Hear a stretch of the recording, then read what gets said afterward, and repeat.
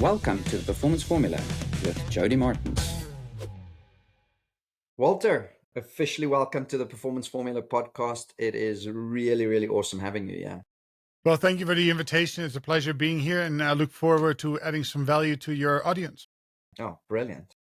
Walter, maybe just by way of indicating what this conversation could potentially be about and where we might be going, you can just give us sort of a brief rundown who you are, what you do, and then that might just be a good starting point for anybody listening. Sure, of course, I'd be happy to. I'm Dutch by birth. I came to America when I was 18 years old, literally alone with $500 in my pocket, which I quickly spent on a fake camera in New York City, leaving me with $100, but some real strong survival skills and a good work attitude. And 37 years later, I've been a paramedic and a flight paramedic for a better part of 30 years. In the middle of that, I went back to school and got all of the education, bachelor's, master's, fellowship, and served as an executive in healthcare for the next 20 years, part of that. And then I decided to go out on my own, really with the purpose of helping people accelerate their careers, as focused around the middle manager. And that is no different than athletes, right? It is that one thing that we have to keep in the back of our mind, that if you want to go to the Olympics, you will not be doing that alone. Right? Every single athlete has a good coach, a mentor, and that is something that is exceptionally important. So that's what I bring to the table. My focus is a lot around, self-awareness. So I started my journey by learning from my mentors to become more self-aware, and through that, process. And you can get that in a bachelor's degree or a master's degree. It's really about hard work you need to do for yourself. And in that process, I learned, that many of us are high performers, doers who have ambition to go into becoming star athletes or become leaders. But that valley of despair of going from doing to leading is great. And that's why we need to build up some real attributes, some skills, knowledge, and ability. And it starts with I before we can concentrate on we. And that is really what I love to talk about. Brilliant. I'm really looking forward to delving into some of these topics with you.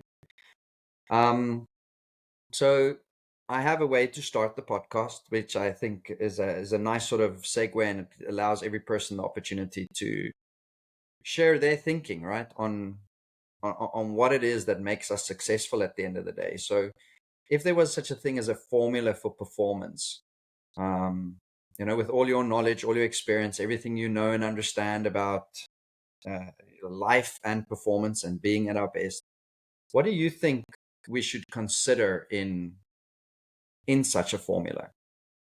So there is a formula. And I think that every single person that listens should get pen and paper and write this down for themselves. So high performance equals the function of a technical skill multiplied times a behavioral capacity. So we tend to focus in on our technical ability to do something, to lead people, to hit a baseball, cricket, no matter what it is. But we often overlook our mental capacity or lack thereof on behavior. So if you truly want to become a high performer, you have to take two things into consideration. And actually the behavioral capacity, if you're in the right mindset, can be a multiplier of your technical skills. But if you have high technical skills, but you have poor behavior, you will not perform high. If you have great behavior, but you don't technically sound, you can't become a high performer. So this formula holds true in every facet. High performance equals the function of technical skill multiplied by your behavioral capacity. So I love that formula. High performance is equal to the function of a technical skill times a behavioral capacity. In your mind, is there any, and I agree with what you say there, that the technical, that tends to be the focus, that tends to where athletes, coaches, parents spend a lot of time with athletes. So is there specific things, right, that you think can lead to enhancing either of those or both of those components that we could focus on? Yeah, without a doubt. So it starts with becoming more self-aware. Mm-hmm. And the problem is that human behavior, and I'm going to give an example that I use in healthcare all of the time because it's something that is very relevant and it's relatable across the board. We all know that hand washing prevents Mm. spread of infection. Mm. Strangely enough, only 65% of the people wash their hands. That's in healthcare. Yeah. By the way, if you go down to how many people wash their hands after they go to the toilet in public, that's like 30 or 40%. So is that because we don't know how to wash our hands? No, of course Mm. not. We all know how to wash our hands. But it is the behavior that impedes our ability to perform. Now, the Mm. problem is that if we need to improve the number of people washing their hands, what do? We go back and we teach them, and we tell them about the importance of washing their hands and show them how to wash their hands or how to hit the ball or how to position their body. Just make it, but it's not addressed on the behavioral level. Now, sports psychologists have been playing a more prominent role in of course, professional athletics, and not so much on the lower, the high school, the collegiate, because the money might not be there to have those types of people there. But there's certain things you can do for yourself. So, first of all, it is not about the technical skill alone. You have to think is my behavioral capacity. So, I'm a pilot. I fly helicopters and airplanes. So the first thing we always want to do before I even get into an airplane or a helicopter is, am I safe? Right? We have to raise awareness. Am I well enough to fly an airplane today? Am I medicated? Am I tired? Am I fatigued? Is there anything that impedes me from performing today? Now, you cannot do that unless you raise self-awareness. So addressing the behavioral component, not just the technical component. Now, if you are not performing well and you get into, we see this in baseball all the time, people having, in a slump. Well, is that because they forgot how to hit the ball? No, because it got in between their ears, Mm. right? It is they always, their confidence level is low and they become a little anxious and they start hitting too early, too late, and they don't get hits. So we have this all of the time. So first thing we need to recognize the fact that you have to train two parts of your body. One is you have to train your technical skills, that's the reaction, the response to something, and the second part is you need to have your head in the right place. Now, I'll give that a very simple equation for that as well. It's called E plus R equals O. Mm-hmm. Write it down everywhere. E stands for events are going to take place. Mm. And once an event takes place, we have two choices. We can either learn to react to it Mm-hmm. or we can learn to respond to it. But no matter if we react or respond, there's going to be an outcome. Yeah. Now, the thing is that we react to things that is more out of what we call the lower brain or the limbic brain. That is, without thought, you do something. Well, if you're stuck in that lower brain, there will be an output, but the output is unlikely to be exactly what it is you want. Once we learn to separate ourselves by calming and by taking a step back and really understanding why, and that's the critical question, why is something happening? And how do I respond to this? In other words, I want to process the information before actually doing something about it, is where we lead to better outcomes. Now, there's a slew of other, neurological and other things that take place of confidence and imposter and overconfidence and superiority and pride and ego. But these are all behaviors, right? So first we need to understand where we come from. And often when I talk to leaders or even to athletes, it is about, what do you think, your reality is? And they'd be more than happy to tell you that. But that's not important. It is how you are perceived that often allows you to see the gap where underperformance comes from. And it's when you start understanding that gap between your reality and perception, and you can close that, and that takes humility, that's where you can build confidence.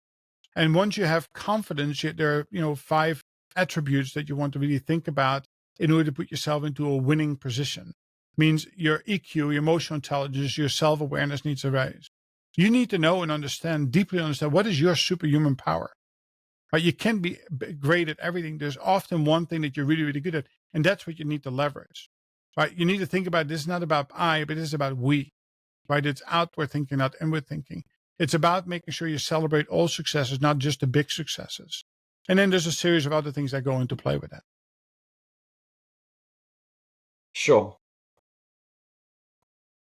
My head is spinning a little bit, right? Because not because it feels overwhelmed. It feels like there's so much to cover, right? Yes. And um, so I'm trying to.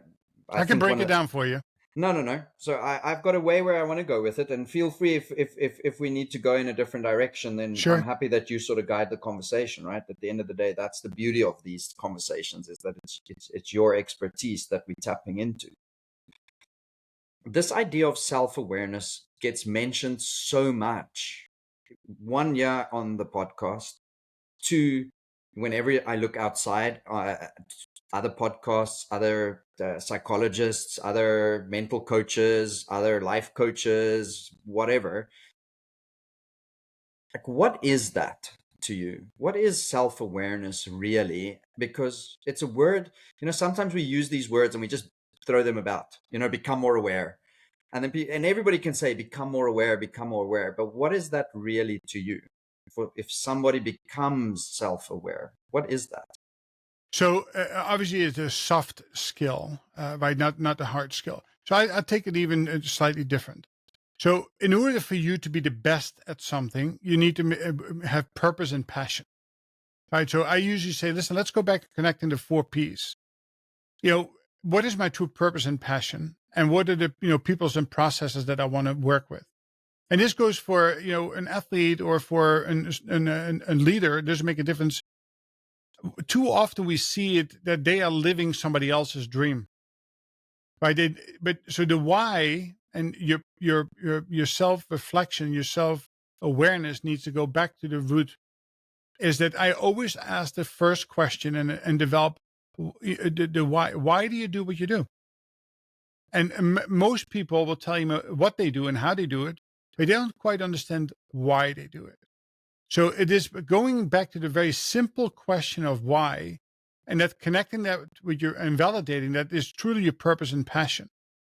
Now, if you are doing it for somebody else, you're half-hearted into it. These are not technical things; those are behavioral things. So you can still, do okay, but you will never be great at it because it's not your purpose and passion. Right. So learning first about why I do things. So people say, I say, come up with a 43-second statement around your why. And people say, 43 seconds, where'd that come from? So, well, people have low attention spans, right? I want you to come up with 8 seconds of a hook, 30 seconds of an explanation, and a 5-second closer. And it needs to be memorable. It's something that you want to be able to recite. Why do you play baseball? This is my why. Why do you do cricket? Why do you do gymnastics? Why do you sail? Why do you fly? All these things need to have a story behind that, because that is your reminder of why you're here and why you want to be the best at it. By having that mindset of really connecting the pieces, now you're in a better behavioral capacity, because if you feel that purpose and passion, you will do more than you need to do. The average person is willing to do to get even better at it. And that's high performance, right? And that is really, that becomes the driver to everything. Sadly, I've worked with plenty of people. Once we go through this exercise, they realize that they're not in the right position. They're not doing what they love to do. And sadly, and think about it work-wise, right? We spent 40 years in the workplace. Over nearly 70% of the people don't love what they do. Could you imagine going to work and 70% of the people don't really love what they do? But you have only one life to live, right? So again, do you think those people who are not really happy are going to have the behavioral capacity to bring the absolute best to the business that they work for every single day? No, right? They end up being mediocre employees. They will not be standout, high performing, high potential type folks. So, the more disconnected you are, now you actually can become a lower performer with low potential and be at the risk of always having this constant turnover in your life. So that is really the thing where it is starting with your why is the key, not the what and how. That is the what and how is the easy part. The why is the hard part. And that is that really helps you find that connection, that purpose and passion that's going to be the driving force to get better and better and better. Yeah. So self-awareness, then, in your explanation, is a deeper understanding of initially why you do things. to explore that. I love that 43-second example you gave. I didn't catch it all, right? So it was the 8-second hook, the 30-second body, and then a mm, 5-second closer. yeah. All right. I love that. I think that is such a cool little thing that you can create for yourself. Like I can imagine people could be very playful with that, put it on Very, audio, put some music to it every morning, wake up with your 43-second, blast it in your ears, put your favorite song in the background. Just every single day, wake up and feel good about yourself, know what you're about, where you're going, why you're doing the things that you're doing. And I specifically agree with, I mean, I didn't initially know the stats, but for a long period of time in my life, I've had this realization or this awareness that most people go to work unhappy being in that work. By way of example, my wife and I, when COVID hit, we were on a 2-week holiday, which became a 4-month stayover, which became a complete decision to change our lives. So I was coaching cricket in Johannesburg. I was earning a good salary. And we decided to pack up and move. We had an opportunity to go stay at a small coastal town in South Africa. And we packed up and left. We just decided that's it. So I went from earning a good salary, having a business, to moving to Mossel Bay. And over time, COVID hit at that time. So COVID sort of deteriorated our business a bit to the point where that shut down. I went there with basically no salary. I had to start from scratch, pursue a new career, went from cricket coaching to really just focus on mental performance, where at that time I was doing both. And most people that I met and sort of spoke to about that said, geez, I'd never be able to do that. I wish I could do that. I wish I could also just, and it wasn't easy. I'm not sitting where I'm now and going like, oh, geez, that was just easy. That was tough. That was some of the toughest things I've ever done in my life, to put myself and my family in that type of position, and to almost like how old was I at that time? I was about 40 years old, to like essentially rebuild life. But I was amazed at how many people that would actually come to me and say, I wish I could do that too. I'm not happy where I'm at. And I'm like, but why do people not make that decision? Like, I agree with what you said. We only have one life, right? So what's your thinking around what are the things that stop people from making that? Because I can only speak from personal experience, right? It was a 10-year process that built up over time that got me to a point where I just said, right, I've had enough now. So it wasn't like a fly by night, like quick decision thing. It took about 10 years for me to get to the decision to actually move away from Joburg. So, and I understand maybe for me what that process is, but have you got sort of some thoughts on what sure, it is that stands in people's way? sure. It goes right back to the same equation. Do people know how to move? Do people know how to go to another city? Yes. All the answers are always yes, right? These are technical skills. We know how to do this. So it is our behavior that holds us back. So fear of the unknown is really what it is. People shy and stare away from fear. It's actually a fellow Afrikaner, now U.S. citizen Elon Musk says that best. He said, the reason why I've been successful in life is not because I lived in fear, but I stared fear straight in its face, straight into the eyes. And once you do that, it goes away.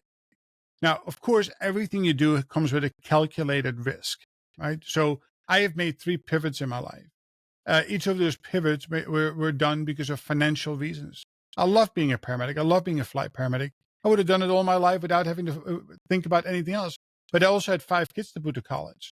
So at some point, I had to pivot from being a healthcare provider one-to-one, now becoming a healthcare provider that was a leader of many that could still impact patients. So I stayed true to my mission, but I made a change. So I had to go back to college and spend $150,000 on education in order to be able to get into those positions, in order to earn more money, in order to be able to provide for my life.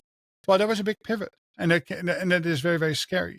And then later on, after COVID, I had an opportunity where we did pretty well, and I had finally had the financial security, which was my fear, or the fear of the family. Finally had the financial security to say, listen, I really want to go out and start my own business and go and do it full time rather than just doing it a few hours here and there. Again, a lot of that, what helped me back was fear of not being able to pay my bills, or how long does it take for me to rebuild something? Now, I think it is when you stare fear in the face, and start become more pragmatic, and you make good decisions. Now, there's another, quote that I give to all of my mentees, and I tell them to keep it close by, from Mark Twain. 92% of the things we worry about never happen.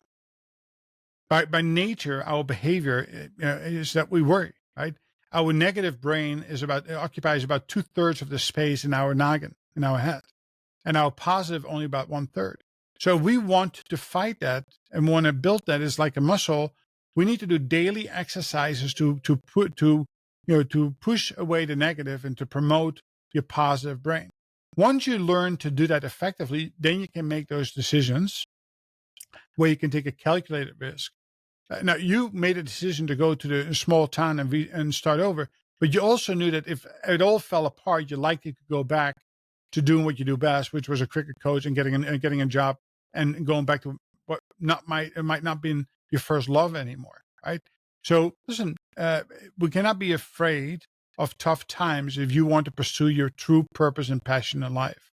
And but when you are connecting your true purpose and passion, things seem to be flowing easier because, you can be satisfied with a lot less because at least you're happy, you're positive in your day to day living. And, on the end of the day, that counts for a lot. Right? Just to be miserable and earn a paycheck is really not a good way to get through life. Right? That's part of the reason why 64% of the people are working at or near burnout. Hmm. Right? So finding the joy in life is connecting your purpose and passion with the people and process you want to work with, and taking some calculated risk, and that is behavior based, not technical based. Yeah, I'm just thinking how this is all relevant, like really relevant, say, to an athlete, or a Yeah, coach working with athletes. absolutely. Athletes might not think about burnout in that way, like I'm in a dead end job, or most athletes engage with the sport that they're in because there is some form of passion. Maybe there certainly is people that are only doing it because their parents are pushing them towards that. There's certainly a lot of that. At the same time, my guess is that I don't know a percentage on it, but my guess would be most athletes, say past a certain age, right? Maybe younger athletes would be more pushed by parents. You get that quite a lot. But I think when they get a little bit older, for the most part, if they don't want to do it anymore, they'll find a way out of it. And so athletes tend to be passionate. However, their burnout comes from too much practice, not spending enough time on recovery, one, and two, not spending time doing this type of work that you're referring to, sort of thinking that just the function of the technical skill is going to get me there all the way. That's the thing. Yeah, That's the yeah, differentiator, and so and the reason I think that exists is because you get in sport, you get athletes that are just very talented, and so their skill is superior. And half the time, if not more, selections, contracts, careers get built by that their skill is superior. And so I think there's an over focus on that from a performance point of view, um, because we see others achieve that. But the thing is, we don't know that person's mental makeup. You can't see that. So we don't know if maybe it's just the way they were raised. Maybe it's just the values they were taught, in my mind, that laid a good foundation for them so that they maybe don't have the struggles that you have, but you only look at their physical skill and think, oh, shucks, I need that level of physical skill. And so I think then we try and copy at times more than being authentic and true to ourselves. And if we copy, we're not really becoming self-aware. We're not looking within, we're sort of looking without. Yeah, and the thing is that you hit the nail on the head in the sense that, listen, look at all the professional athletes out there. A lot of them are highly dependent on being very, very, very talented, and of course they feel a sense of purpose and passion, and certainly some of them are behaviorally right on top of that too. That helps drive them. But listen, there are thousands of athletes that admire or wish they would be in that position, and they are the ones who are struggling with the technical and the behavior. So take Tiger Woods. Right? We know, why is Tiger Woods great? Is it because he shows up at a golf course and hits 4 or 5 balls per hole? Or is it because he works before and after and he takes care of holistically his entire body and being, his mental and physical being? So we can never forget there are 4 or 5 pillars that make us live every single day. We need to think about our mental wellness, our physical wellness, our spiritual wellness, our financial wellness, and our relationships. Those 5 pillars exist in every one of us. And if we don't take good care of them, well, you can drop one, you still have 4 left over. But if you drop one more, now you're on an unstable foundation, right? So same thing as when you want to plant a row of corn, you just don't put kernels into the ground, right? You first have to make sure that the ground is capable of growing a seed. Well, the same thing is with the athletes, right? It is not just the physical makeup of the person who gives them a superior ability to do something. It needs to be coupled with their mental, physical, emotional ability to exceed, right? To differentiate themselves from the masses. It's a combination of those technical skills and behavioral skills that allows somebody to accelerate. And Mm. that's a true formula, right? It goes right back to the first question you asked me. And too many people skip steps, or they don't pay attention to the behavioral part because that's hard. They keep focusing. If I just do more at bats, if I hit more golf balls, if I have more this, I'll be just as great as the greatest in the game. Well, that's not true. It is very much a combination of the factors that will help you get to where you need to go. Because on the end of the day, there are limitations on your physical being. Well, if you can be limited physical, technically speaking, but you can overcome that by having the right behaviors and mindset that can help you thrive. Mm. And I think there's enough examples of those type of people in sport too. Absolutely. There's more than enough examples of. To me, I think the supreme talented ones, even within professional sport, I thumbsuck a number. It might be 10%, if it is even that much. Mm-hmm. The vast majority of athletes that are there are the ones that's had to figure it out, had to understand themselves, has had to walk a little bit of a journey, and they must probably have a high work rate so that if they have technical deficiencies, so that they can sort of get better at that. And I find that they often have a very good relationship with failure. They have a they respond to failure. They don't react to it. So to your formula a little bit earlier, that events depends on how you react or respond to them determines the outcome. I like that, But and so I that's where the think coach comes into play, right? Is yeah, that, a great coach is not afraid to fail himself, herself, or that the athletes need to feel. If you put somebody into a box, they will be okay. But if you allow them to be creative, you allow them to experiment, you allow them to bring something to the table that is challenging the norm. That's where usually high performance will come from. Well, that mm, also means that sometimes they try things and they fail at. But mm, the saying is, right. You fail fast, you fail forward. If you dwell on your failures, well, what happens then? It erodes your confidence. That's a behavior. And if your confidence is gone, well, good luck hitting a golf ball, baseball, or cricket ball, or stand on a balance beam because you're going to fall. yeah, Right? yeah, Confidence is deleting. Lack of confidence is the leader of not meeting meeting or exceeding your expectations. Now, arrogance, pride, and ego are on the other side. If you're overconfident and you're ego driven and pride driven, you're also limiting yourself. So it's that balance in between where you can lead with confident humility, where you can have great self awareness, EQ, outward thinking, understand what your pure strengths are. That's where the acceleration comes from. how would you help someone that has a tendency to react to things rather than respond to them? Yeah. So this holds true to everything you do, and I will give you an example of that. So first thing we need to have that self-awareness. So I want you to write down on a paper that I'm going to work on how I react to things. And I'm going to evaluate myself on a daily basis in all different events, because there will all be different events that take place, on how well I reacted or responded to that. And so first you have to write down a goal, very specific, that is measurable and that's attainable and realistic and timely, a goal that you set for yourself. That's a contract you develop with yourself. And next, you're going to say, listen, I'm going to evaluate myself against that goal on a daily basis. And by doing that, by giving yourself a green, I did well, yellow, I did it sort of, red, I didn't do it. That's the stoplight. That is your brain. And when you go green, you get a little dopamine. You feel good about that. Yellow is a warning. Red is that I missed the opportunity. Well, if you write that down day over day, week over week, you'll start seeing patterns. And you promise yourself when you are, yellow and red, why is that? Right? That why question. And what countermeasure do I need to take? What do I need to change in order to overcome that?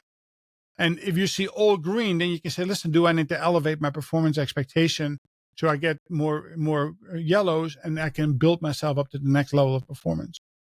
Measurement is the absolutely key to changing habits and behaviors. We know that it takes at least 90 to 120 days for people to develop a new habit and behavior, or what we call creating a new normal. And that is no different, and I'll use it as an analogy.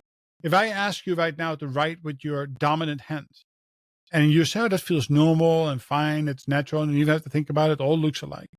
Well, now I'm going to ask you to write with your non-dominant hand because of regulatory change or a requirement of work, whatever may be the case. And it will be a struggle, right? It looks ugly and strange. It feels weird. Now, if I say you now need to do this, well, as soon as I walk away, what are you going to do? You go right back to your dominant hand. But then something happens and say, hey, but if you are a good coach, mentor, if you're a good athlete, if you're a good, high performer, you know and understand that if you support this new habit 15 minutes a day through repetitive motion over the next 90 to 120 days, you too can become ambidextrous, or you too can learn that new skill. But it starts with your behavior. If you don't write it, if you don't measure it, if you don't hold yourself accountable to it, the likelihood that you will establish new habit and behavior is very unlikely. And I give another example of that. On December 31st, we'll all make a promise to live a healthier life the next year. And we'll go out and we'll buy that membership at the gym. And the guy who owns the gym loves you, right? But you go 3 times the first week, twice the second week, 1 time the third week, and you go back 4 times for the remainder of the year. Happens all of the time. But Is you that pay because every you don't month. know? Yeah, well, and you still pay for it, right? Is that because you don't know how to get to the gym? No, it's always your behavior. But if you write it down to yourself, I'm going to the gym on Monday, Wednesday, and Friday from 8 to 9, and I'm going to measure how well I do in the gym. And if I don't go to the gym, I cannot have my favorite drink. I'm holding myself accountable to that. You're much more likely to establish new habits and behaviors that lead to new normals in the end of the day. That brings your level of performance as an athlete from here to here. Yeah. What do you say for individuals who do not like writing things down? Because that in itself could say be a new behavior challenge already, right? So, and the reason I ask this is, I mean, I've seen some of the best athletes in the world in cricket. I've been in their space. I've seen how they operate. Some of them do, some of them don't. Some of them meditate, some of them don't. Some of them believe in visualization, some of them don't. Some of them, I think everybody finds like their own unique thing at times. And so I love your explanation, and I love the energy that you provided to us, right? But I also have this sort of thing in the back of my mind. I say, well, maybe not everybody likes doing it that way. Not everybody There's a wants to solution to measure that. everything. Yeah, not everybody likes measuring things necessarily, but so what other strategies could there then be for people who that does not fit? So I will say that of all the clients I've had, those who truly measure performance accelerate and compared to those who don't. So people who don't like doing it, I strongly encourage them to have an accountability partner. So for example, if you have a cricket player who does not like to measure their own performance, they should at least meet with their own mentor on a weekly basis who is measuring their performance and say, hey, listen, these are the numbers. Why is that? Why am I doing well or why am I not doing well? So having an accountability buddy is the alternative, or if, for that matter, I meet with my teams on a weekly basis for what we call rapid fire meetings for self-accountability, you need to look at the measurements for the week and say, did I meet or exceed expectation? If not, why not? And what am I going to do this week to change that? So somebody is going to measure it, and you spending money in getting or having a mentor who's going to invest that time into you. It doesn't have to be paid per se, who can be your accountability partner. But if you don't have an accountability partner or you don't write it down, you are the limit to your abilities. Right. And so, again, we know for a fact that people who go to the Olympics are surrounded by coaches and mentors, and everything that they do from the time they get up in the morning to the time they go to bed at night is measured. And they continue to tweak that to get every athlete into the optimal condition, physical condition and mental condition, to be able to do their absolute best in whatever sport they play. The problem is that the next layer down, or the next layer down from that, or the rising stars might not have that support team.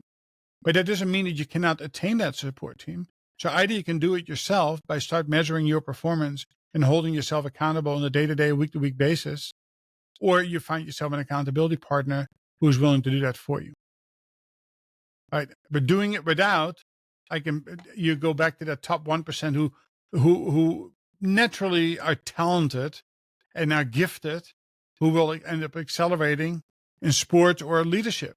But that's only the top, small percentage who will ever attain that. Everybody else has to work for it.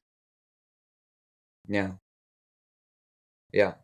I think that is great advice. I'm sort of mindful of the idea that I work with some football players as an example, and there's certain things that are cultural, maybe, where within their culture, you don't do certain things, as an example. Now, it might be journaling, it might be, or within certain religions around the world, say something like meditation or mindfulness can have a huge impact on your ability to be self-aware and to be connected with yourself and your own thinking, and being able to recognize and realize what's actually happening here. How am I standing in my own way?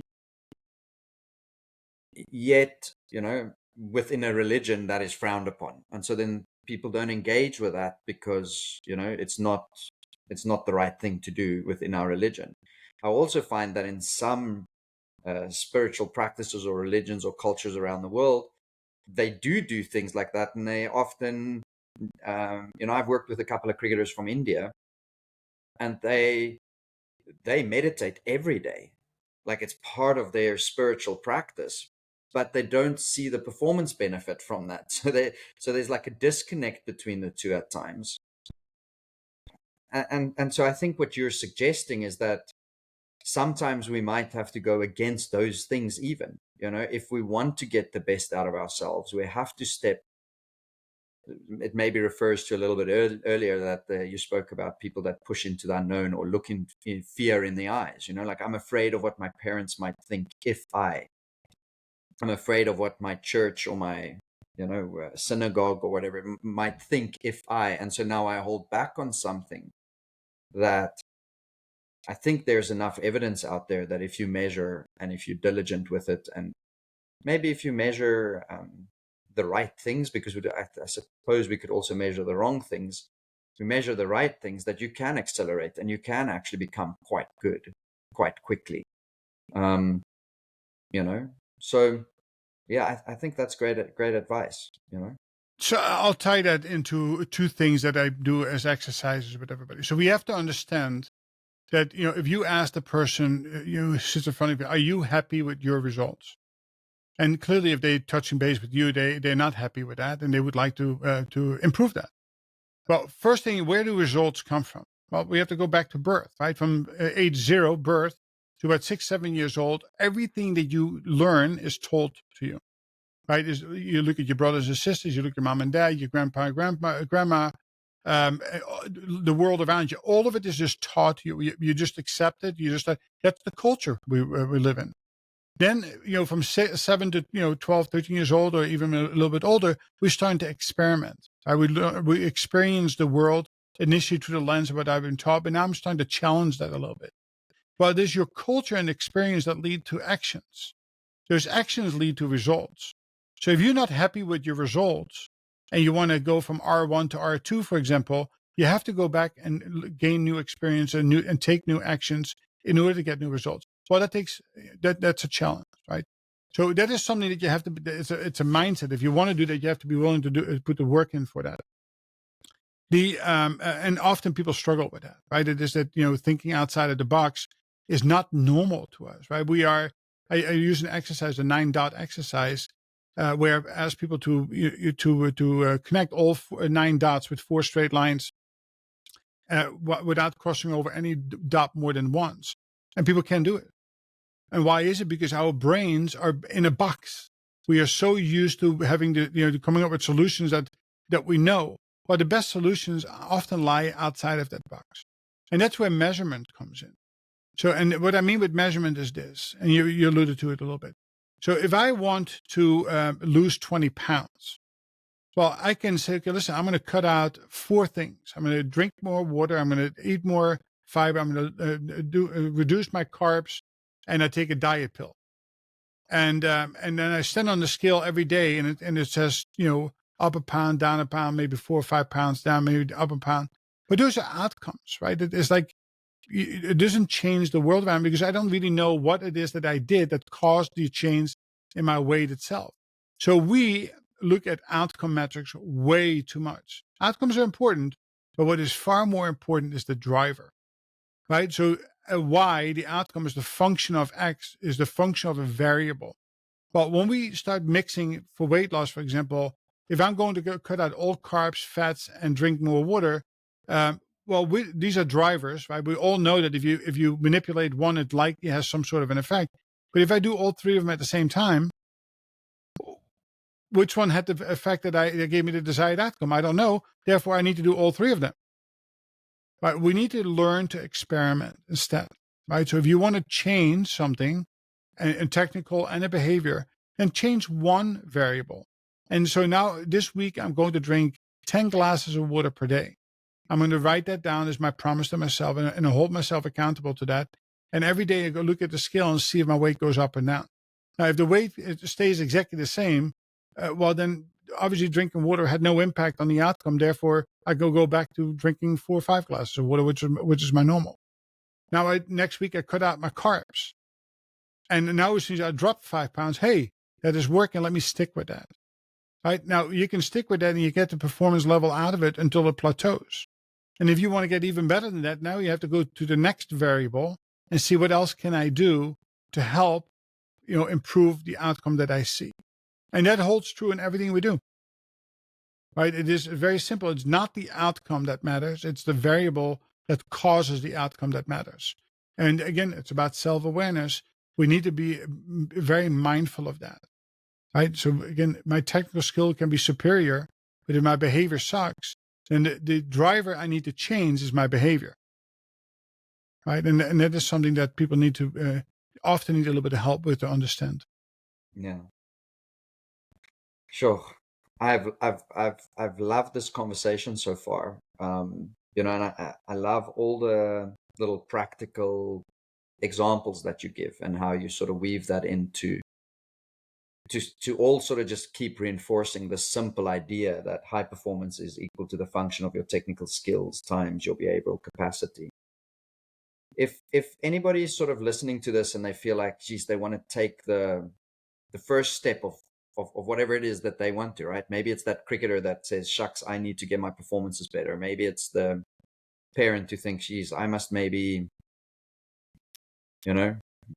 do something at work. There's a lot of this that resonates with me in that space. Or maybe it's the coach who thinks, sure, I can be better with the kids that I coach or whatever. What would you think could be like a first step that they should do? It goes right back to the why. So I would recommend them to go to YouTube, look up a guy named Simon Sinek, and type in. He did a TED talk about starting with your why, and watch that. And then out of that, I want you to focus on generating a why statement for yourself, and using what I use is a 43-second commercial for yourself, right? That hook, the body, and the end itself. The reason why the clip is so good from Simon Sinek, because he really differentiates between the what and the how versus the why. Now, if your why, your purpose and passion, if you confirm that your purpose and passion is truly aligned with what it is that you're doing, that's phenomenal. But don't assume it is. Really do the research and really dive deeper into that. And often it helps if you work with somebody along the way to hold you honest, because again, our behavioral capacity is to try to take the easy way out and just come up with something. Oh, look what I got! Right? I'll tell you that most of the time I reject the first five, why statements that any of my clients come up with. Right? You have to continue to push in order to get the best product, and that is really the great starting point. Once you have aligned your true purpose and passion up, in other words, you're willing to do whatever it takes in order to get better at it, right? Because it's your true passion and true purpose. Then everything else becomes a little bit easier, right? And that is, there's another great book that I recommend to people called The One Thing. Is that, what is that one thing I need to do in life that makes everything else a little bit easier? Right? And that is something we cannot multitask. I ask an audience, say, raise your hands if you are a multitasker. And everybody with great pride, they raised their hands and said, so you're all failing yourselves. It's our human brain, as complex as it is, can barely walk and chew gum at the same time. If I'm sitting here in our conversation and you are talking, I'm already formulating a response to you before I listen, before I fully listen to your statement, then I'm already not really paying attention to you. I cannot do two things at the same time. If I'm on the telephone or a video call and I'm working on my cell phone at the same time, something I'm missing. Well, it goes back to the athlete, right? So from your behavioral standpoint, if you are in a batting cage and hitting, are you truly present in the moment? Are you truly aligned and one with that ball and that bat and the task at hand that you need to complete? Or do you have many, things floating in your brain that are distractors? Eckhart Tolle, Living in the Now, is a phenomenal book to help you understand the importance of living in the now. And it's those combination of factors, but it goes back again, yes, it is technical skill, but really it is your behavior that allows you to become a high performer. Mm. Yeah, I always think skill is easy, actually. Like the way I've always made sense of that is if you can tie your shoelace, you can tie your shoelace. But what we tend to do is, well, am I tying my shoelace perfectly enough? Am I looping that loop in the right way? Am I making sure that it's tight enough to the smallest degree? And it's like we so over focus on the technical side versus my shoes tight. Like, let's go. How am I walking? Where am I walking? Why am I walking? We forget all of that, right? But we so focus on how am I tying my shoe. And so I've enjoyed this conversation because I think it shines a light on in a simple way, yet a very profound and deep way on, most probably the biggest influencer in performance, which is, as you call it, the behavior. I might call it, the inner game or the things that's happening on the inside. Somebody else might have a different name for it, but I think it all reflects back or refers back to sort of that understanding that you don't arrive just with your skill. You arrive with more than that. And that more than that is what we also need to pay attention to. Very much so. Excellent. Walter, if anybody's listened to this conversation and they want to connect with you or sort of touch base with you, what would be the best possible ways for them to do that? Yeah, it's easy. Go to my website at thedutchmentor.com. You can always book a free strategy call to have a conversation about your journey. And that's one. You can connect me on LinkedIn. I post on daily basis. I try to share as much information as possible. We host open coaching calls once a week, which is also accessible to my website. It is about, for me, it's a lot about, paying it forward. And again, I always say, I'm not a salesperson. I'm a relationship kind of guy. I want you to meet me and want to believe in the work that we do together. And that you have an opportunity to free explore that to the work that I have done, to listen to client testimonials, or just come for a conversation. Yeah, awesome. And I would encourage with anybody, like my sense of just our short little conversation, is that you're certainly somebody with a deep understanding, but also a care for people. I don't know why I get that sense, right?